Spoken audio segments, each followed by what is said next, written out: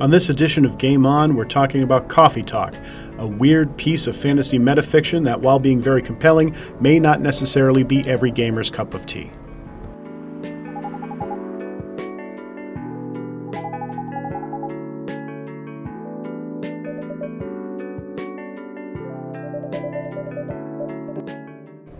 The game takes place in a near-future version of Seattle, and both from a gameplay and thematic standpoint, it's not a game necessarily for everyone. One more time, for the people in the back, not for everyone. The story centers around Freya, a frustrated journalist and aspiring novelist who is collecting stories from patrons of her favorite coffee shop to populate the novel she's working on. And those patrons, including a vampire, a werewolf, a succubus, and so on, all come in to discuss their problems and their worldviews, and sometimes delve into very adult themes, sometimes even sexual themes, but none of it feels like it's done for shock value.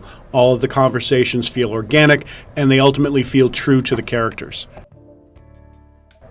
The game also involves a lot of passive activity. There is a lot of reading involved, and you're going to be spending more time reading the stories and the conversations between these characters than you will be engaging in any type of typical gameplay.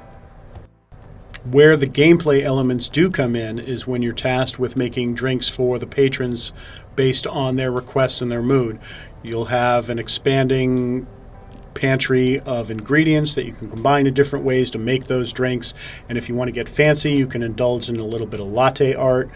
I never really got the hang of this, but the game is very forgiving on this end. I don't believe you're penalized for making lousy latte art. I'm making a tree, I think, or tree's something you put on top of lattes. I don't know. It's not good. I know that. Hopefully you'll do better. Despite being set in a fantasy world, all of the characters and conversations feel very genuine. They feel very real. And it's not hard to imagine that all of these stories are based on actual conversations overheard or participated in by the developers. And in that way, this feels like one of the most personal games that I've ever played.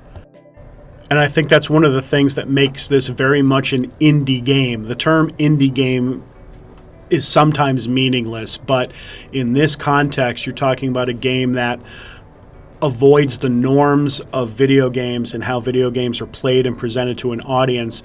It deals with themes that aren't typical for a video game and may very well appeal to a very niche, very small audience, but it's also a very personal, very passionate project, and it is unlike anything else that I've played before. The game also features a free play and a time challenge mode, both of which you can use to unlock different drink recipes and practice making them. And all of that information, as far as the recipes go, is stored on your cell phone, and you can use that during the story mode. That cell phone also provides insights into the characters through their social media profiles, as well as samples of Freya's own short story writing.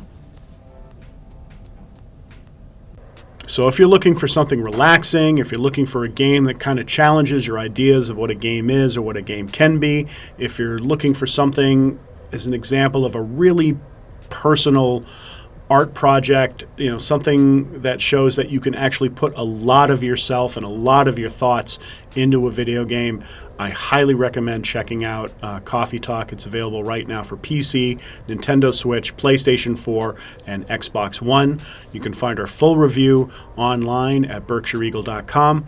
It'll also appear in print in the Sunday edition of the Berkshire Eagle in the Berkshire Landscape section. And for all of us here, I'm Bob Dunn. Thank you very much for checking us out.